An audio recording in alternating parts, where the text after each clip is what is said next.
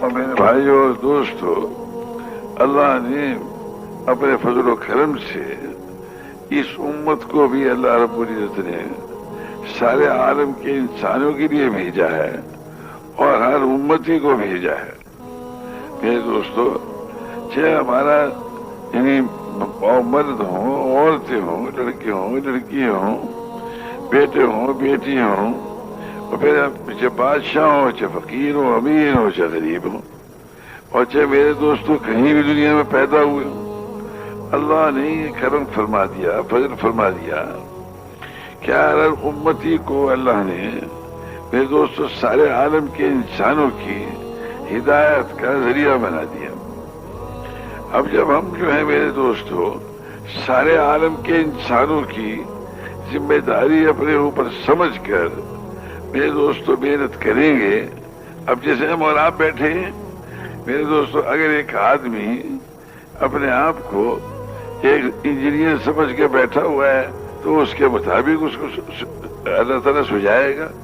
اور ایک ڈاکٹر سمجھ کے بیٹھا اپنے آپ کو اس کے مطابق اس کی سوچ ہوگی۔ ذمہ دار اگر اپنے آپ کو سمجھے گا اس کے مطابق اس کی سوچ ہوگی۔ جب تک کسی ملک کا صدر اپنے آپ کو سمجھے گا اس کے حساب سے اس کی سوچ ہوگی۔ میرے بھائیوں اور دوستوں، اللہ نے ہمیں اور آپ کو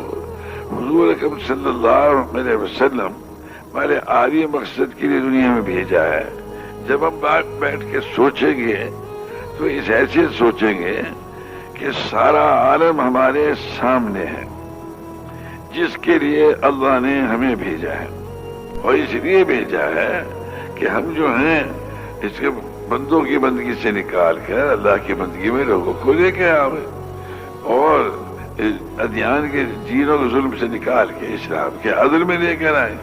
اور دنیا کی تنگی سے نکال کے اس کی وسعت میں لے کر آئے۔ اللہ نے ہمیں بھیجا ہے، ہم آئے نہیں ہیں۔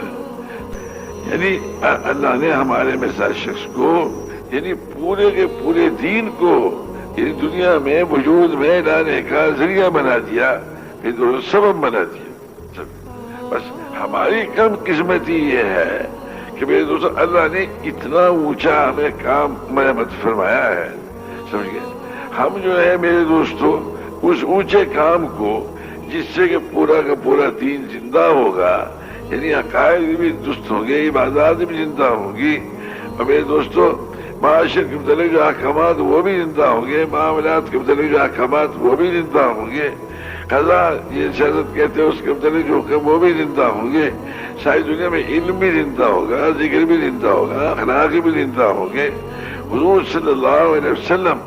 والے میرے دوستوں جدوجہد کو اگر ہم نے زندہ کر لیا، ہمارے ماشاءاللہ مفتی صاحب تو فرماتے نا، ان دونوں جو زندہ ہوں گی وہ انبیاء علیہ السلام حضور صلی اللہ علیہ وسلم کی محنت سے زندہ ہوگی۔ جو حضور صلی اللہ علیہ وسلم والی محنت کو کرے گا تو اللہ تعالیٰ شانو اسے ذریعہ بنائے گا، اور اس ساری دنیا بھر کے انسانوں کے یقینوں کے صحیح ہونے کا ذریعہ بنائے گا، اور بھائی اسے انہیں عبادات بنانے کا ذریعہ بنائے گا، معاشرت کے متعلق جو احکامات ہیں ان کے زندہ کرنے کا ذریعہ بنائے گا، معاملات کے متعلق جو احکامات انہیں زندہ کرائے گا، اللہ تعالیٰ کرے گا۔ میرے بھائیوں اور دوستوں، اتنا اونچا کام اللہ نے ہمیں اور آپ کو عطا فرمایا، اور پھر اللہ نے آسان کر دیا معاملہ۔ میرے دوستوں یعنی حدی ہے نا، وہ یہ کہ جو آدمی کا مقصد ہوتا ہے میرے بھائیوں اور دوستوں، اس کا کھانا، اس کا پینا، اس کا سونا، اس کا جاگنا، اس کی ہر چیز جو ہے اس مقصد میں ہی اللہ تعالیٰ شمار فرمائے گا، سمجھے بھائی؟ یعنی وہ اس